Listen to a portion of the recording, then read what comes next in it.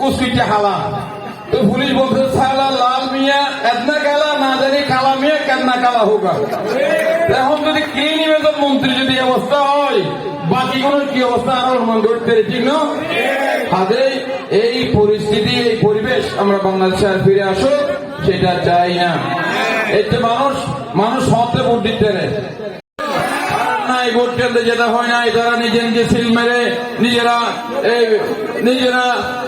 Pass ঘোষণা করে তারা জোর করে ক্ষমতায় থেকে মানুষের অধিকার হরণ করে কি করেছে, নিজের পকেট পড়েছে। জনগণের স্বার্থে তারা কোনো কাজ করার প্রয়োজন তারা মনে করে, কারণ জনগণের সাথে তাদের কোনো জবাবদিহিতা ছিল না, জনগণের ভোটও তাদের দরকার ছিল না। কাজে জনগণের সুখে দুঃখে জনগণের পাশে থাকার প্রয়োজন তারা অনুভব করে নাই।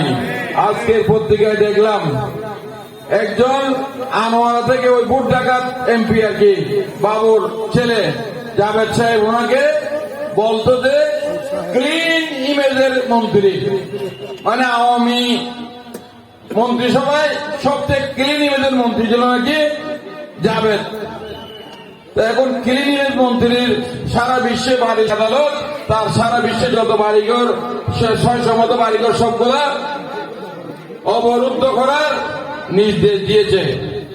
এখন যদি ক্লিন ইমেজের মন্ত্রীর অবস্থা হয় আর বাকিগুলোর কি অবস্থা আপনারা সহজেই অনুমান করতে পারেন।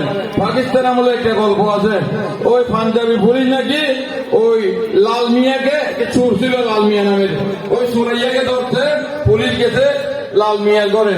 তো লাল মিয়াকে ধরছে, দেখে লাল মিয়া কুচকিটা হালা। তো পুলিশ বলছে সালা লাল মিয়া এদনা কালা না জানি কালা মিয়া কেদনা কালা হোক।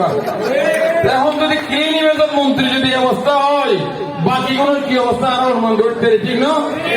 কাজেই এই পরিস্থিতি, এই পরিবেশ আমরা বাংলাদেশে আর ফিরে আসুক সেটা চাই না। এতে মানুষ